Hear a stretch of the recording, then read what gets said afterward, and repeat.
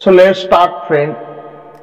4.2 Bhodi K. Abbas 1914-1987 was an Indian film director, novelist, screenwriter and a journalist in the Urdu, Hindi and English languages. His films won national awards. He is considered one of the pioneers of Indian parallel or neo-realistic cinema. His column Last Page holds the distinction of being one of the longest running columns in the history of Indian journalism. या ठिकाणी त्या लेखकांच्या संदर्भात थोडक्यात माहिती आपण पाहिलेली आहे.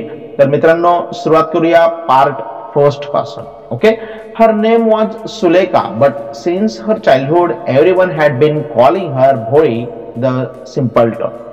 तिचं नाव सुलेखा होतं पण लहानपणापासूनच सगळे तिला भोळी म्हणजे भोळसट वेळगळ असं म्हणत होते. She was the fourth daughter of Numberdar Ramlal. Numberdar रामलालची ही चौथी कन्या होती. When she was 10 months old, जेव्हा ती 10 महिन्यांची होती, she had fallen off the cot on her head and perhaps it had damaged some part of her brain. त्यामुळे ती पलंगावरून खाली पडली त्यामुळे तिच्या मेंदूचा काही भाग अधू झाला आणि ती बुद्धीने थोडी मंद झाली.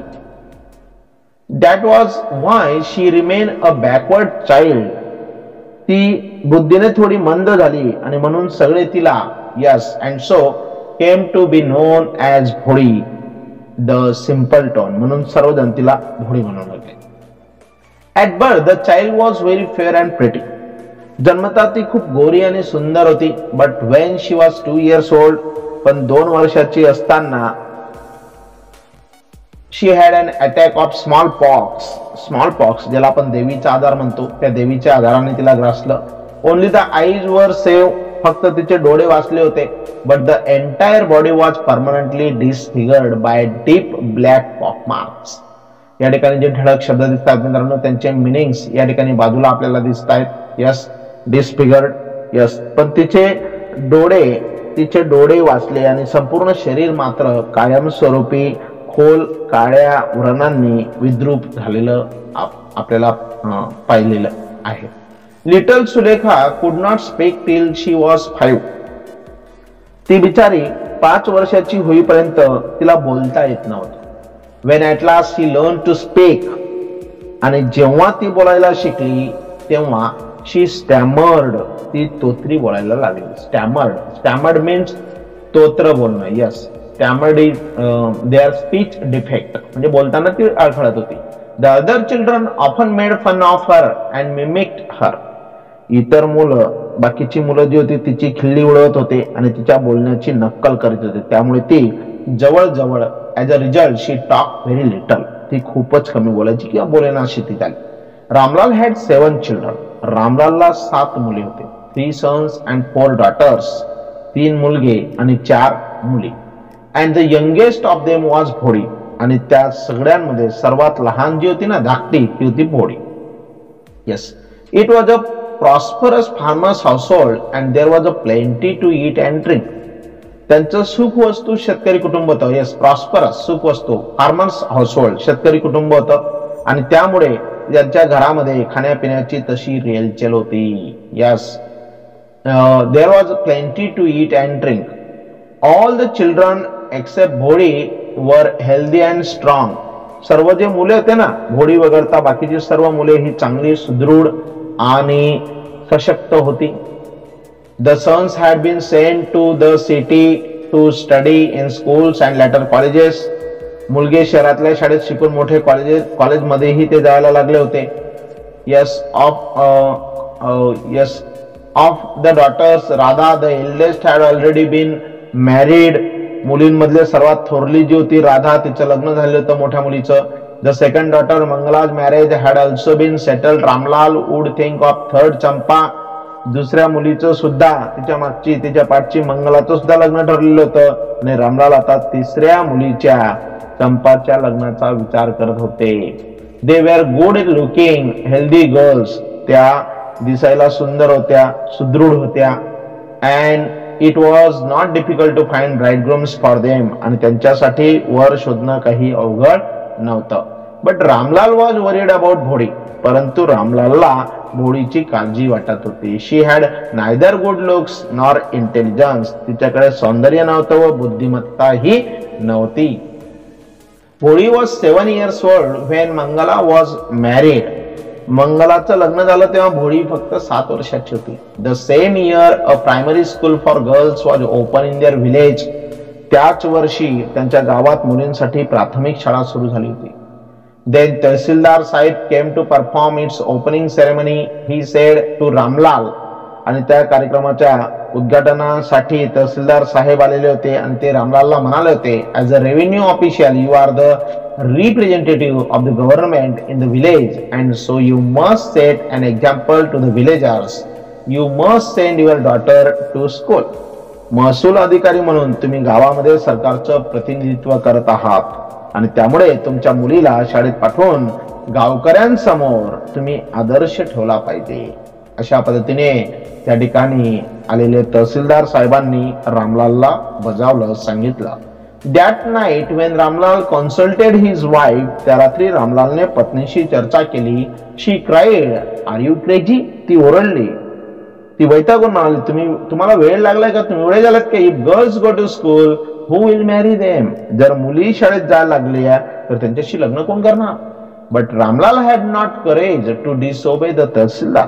पण तहसीलदारांचं म्हणणं डावलायचं रामलाल मध्ये धारिष्ट नव्हतं, धाडस नव्हतं. At last his wife said, त्याची पत्नी म्हणाली, I will tell you what to do. मी सांगते काय करायचं ते. Send Bholi to school. भोळीला शाळेत पाठवूया. As it is there is little chance of her getting married. तसं पाहिलं तिला जर आपण शाळेत पाठवलं तर तिच्या विद्रूप चेहऱ्यामुळे आणि मंदपणामुळे तिचं लग्न होण्याची शक्यता कमीच आहे.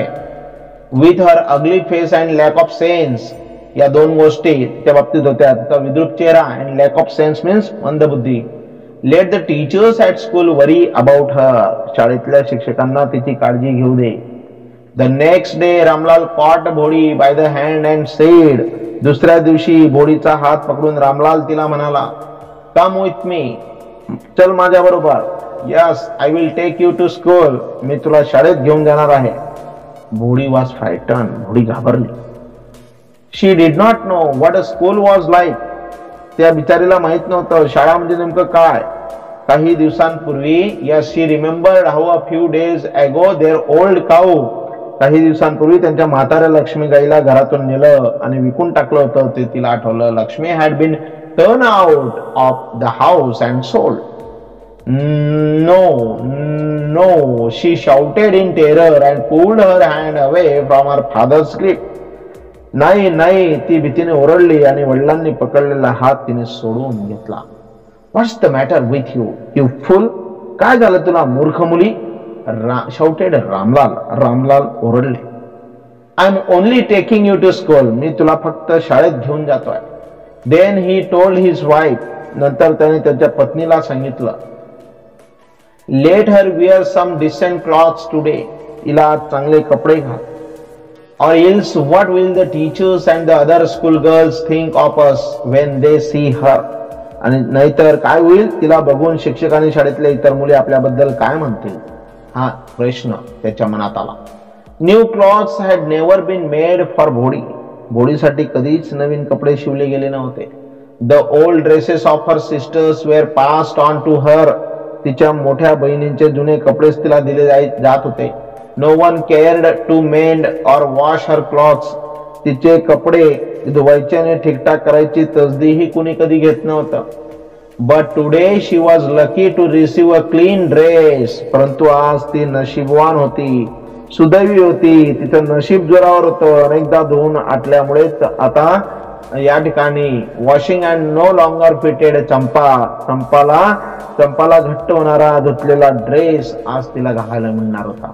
शी was even bath and oil was rub into her dry and matted hair. तिला चांगल्या प्रकारे तिच्या मम्मीने तिला आंघोळही घातली होती आणि गुंता झालेले तिचे जे वृक्ष केस होते ना त्यांना आज तेल सुद्धा लावण्यात आलं होतं. Only then did she begin to believe that she was being taken to a place better than her home. तिला फक्त हेच वाटत होतं का आपण कुठेतरी जाणार आहोत, घरापेक्षा चांगल्या ठिकाणी आज तिला घेऊन जाणार आहेत हे तिच्या लक्षात आलं होतं. When they reached the school, जेव्हा ते शाळेत पोहोचले, the children were already in their classrooms. मुलं त्यांच्या वर्गांमध्ये अगोदरच बसलेली होती. Ramlal handed over his daughter to the headmistress. रामलालने त्या मुलीला मुख्याध्यापिकेकडे सुपूर्द केलं. Left alone, आणि ते एकटे निघून आले. तिला एकटीला सोडलं. The poor girl, ती बिचारी गरीब मुलगी, looked about her with fear-laden eyes. एकटी राहिल्यामुळे ती घाबरलेल्या नजरेने पाहू लागली आणि तिथे बऱ्याच खोल्या होत्या. Yes, and there were several rooms, and in each room girls like her squatted on mats, reading from books or writing on slates. त्या ठिकाणी तिने बऱ्याच खोल्या त्या ठिकाणी पाहिल्या आणि प्रत्येक खोलीमध्ये तिच्यासारख्या मुली चटायांवर बसून बडबड करीत होत्या, पुस्तके वाचत होत्या आणि पाटीवर काहीतरी लिहित होत्या.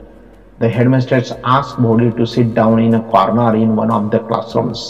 मुख्याध्यापकांनी भोडीला एका वर्गात जाऊन कोपऱ्यात बसायला सांगितलं. Bholi did not know what exactly a school was like. शाळा म्हणजे नक्की काय असतं तिला काहीच माहित नव्हतं, तिला काहीच समजत नव्हतं. What happen there, but she was glad to find so many girls almost of her own age present there. परंतु जवळपास आपल्या वयाच्या इतक्या साऱ्या मुलींना तिथे बघून तिला आनंद झाला होता. She hoped that one of these girls might become her friend. आणि म्हणून त्यातीलच एखादी मुलगी आपली मैत्रीण व्हावी अशी तिला आशा वाटली. The lady teacher who was in the class was saying something to the girls, but Bhodi could understand nothing. त्या वर्गातील शिक्षिका मुलींना काहीतरी सांगत होत्या पण भोडीला त्यातलं काहीही कळत नव्हतं. She looked at the pictures on the wall. तिने त्या भिंतीवरचे चित्र पाहिली. The colors fascinated her. ते रंग तिला आकर्षित करत होते. The horse was brown just like the horse on which the tehsildar had come to visit their village. त्या चित्रामध्ये असलेल्या घोड्याकडे बघून तिला तहसीलदार साहेब आलेल्या तपकिरी रंगाची घोड्याची आठवण तिला झाली. The goat was black like the goat of their neighbor. त्यांच्या शेजारच्या बकरी सारखी काळी बकरी तिला त्या चित्रामध्ये दिसली. The parrot was green like the parrot she had seen in the mango orchard. आंब्याच्या झाडावर आमराईतल्या पोपटांसारखाच या पोपटाचा रंगही हिरवा होता हे तिला जाणवलं. And the cow was just like their Lakshmi. आणि त्या ठिकाणी जे गाईचं चित्र होतं जणू काही त्यांच्या लक्ष्मीचीच तिला आठवण झाली आणि त्यात होती. आणि अचानक काय झालं? यस, अँड सडनली अचानक बोडी notice that the teacher was standing by her side. तिच्या बाजूला तिच्या शिक्षिका उभ्या स्माइलिंग ॲट हर आणि तिच्याकडे बघून त्या हसत होत्या. What's your name little one? तुझं नाव काय बाळ? Bho she could stammered no further than that. ती चाचरत एवढंच बोलली. Then she began to cry and tears flowed from her eyes in a helpless flood. आणि ती रडू लागली. तिच्या डोळ्यातून गळागळा अश्रू वाहू लागले. मान खाली घालून ती कोपऱ्यात बसून राहिली. She kept her head down and she sat in her corner, not daring to look up at the girls who she knew were still laughing at her. तिच्याकडे बघून हसणाऱ्या मुलींकडे मान वर करून बघायचं धाडस तिला होईना. Then she began to cry and tears flowed from her eyes in a helpless flood.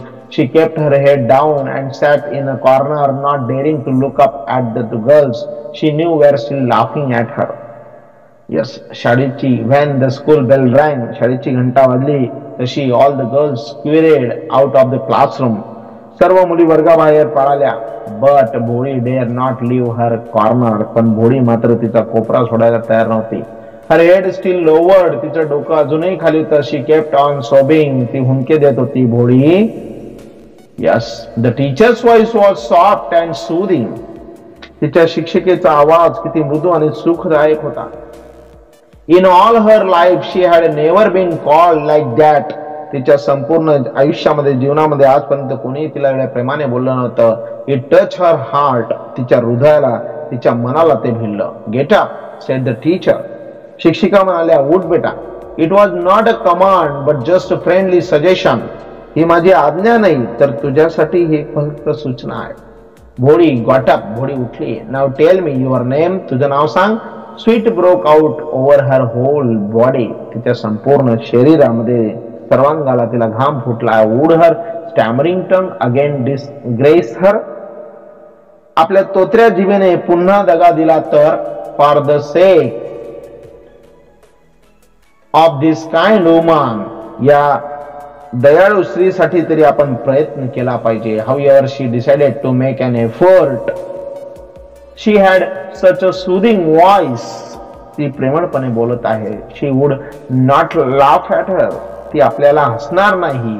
भो she began to stammer. ती पुन्हा चाचरत बोलते. Well done, well done. The teacher encouraged her. छान छान तिला प्रोत्साहन देत शिक्षिका म्हणाल्या. Well done. Come on now. The full name. आता पूर्ण नाव सांग. भोळी. At last she was able to say it and felt relieved as if it was a great achievement. आणि शेवटी तिने तिचं पूर्ण नाव तिने उच्चारलं आणि मोठं यश मिळाल्यासारखं तिला हायसं वाटलं. Well done. शाबास. The teacher patted her affectionately. शिक्षिकेने तिच्या पाठीवर थोपटलं and said, आणि म्हणाली, put the fear out of your heart and you will be able to speak like everyone else. तुझ्या मनातून भीती काढून टाक बेटा, म्हणजे तू इतरांसारखं बोलू शकशील. भोळी looked up as if to ask, really? भोळीने तिच्याकडे पाहिलं जणू काही ती विचारते, खरंच? हो yes, it will be very easy. You just come to school every day. Will you come? हो, अगदी सहज तुला जमेल बेटा, फक्त तू रोज शाळेत यायला हवं, येशील ना? भोळी nodded. भोळीने मान डोलावली. No, say it aloud. Yeah, yes. And Bhodi herself was astonished that she had been able to say it. आणि नंतर आपल्याला बोलता आलं हे पाहून भोडी आश्चर्यचकित झाली. Yes. Didn't I tell you? Now take this book. मी म्हटलं नव्हतं ना तुला? आता हे पुस्तक घे. The book was full of nice pictures and the pictures were in color dog, cat, goat, house, parrot, tiger and cow just like Lakshmi. त्या पुस्तकामध्ये खूप सारी छान रंगीत चित्र होती. Nice pictures and the pictures were in colour. मग काय कोणतं चित्र होतं त्याच्यामध्ये? यस, डॉग, कॅट होती, गोट होता, house, parrot, tiger and a cow just like Lakshmi. त्यांच्या लक्ष्मी नावाच्या गायीसारखी गाय सुद्धा होती. And with every picture was a word in a big black letters. आणि प्रत्येक चित्रासोबत एक ठळक अक्षरामध्ये, काळ्या अक्षरामध्ये नाव सुद्धा होतं. In 1 month you will be able to read this book. एका महिन्यात तू हे पुस्तक वाचू लागशील. Then I will give you a bigger book. नंतर तुला मी अजून मोठं पुस्तक देईल. Then a still bigger one. त्याच्यानंतर अजून मोठं पुस्तक देईल. In time you will be more learned. आणि मग काय होईल?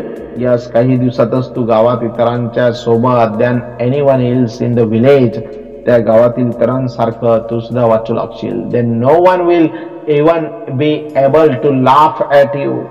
मग कोणीही तुला हसणार नाही. People will listen to you with respect. आदराने लोक तुला ऐकतील, तुझा आदर करतील. You will be able to speak without the slightest stammer. आणि न चाचरता तू बोलू शकशील. समजलं? Understand? Now go home. आता तू घरी जा बेटा. And come back early tomorrow morning. आणि उद्या सकाळी परत येशील. Bhodi felt as if suddenly all the bells in the village temple were ringing. अचानक गावातल्या देवळातल्या सगळ्या घंटा घनघनू वाजू लागल्या आहेत असं तिला वाटलं. यस, शाळेसमोरची झाडे मोठमोठ्या लाल मुलांनी बहरून गेली आहेत. The trees in front of the school house has blossomed into big red flowers. लाल फुलांनी. Yes. Her heart was throbbing with a new hope and a new life. तिचं हृदय जणू काही नव्या आशेने आणि नव जीवनाच्या उमेदीने धडधडू लागलं. या पद्धतीने पहिल्या पार्ट मध्ये मित्रांनो या संदर्भात आपल्याला या भोळी या पाठावर आपल्याला सांगता येईल.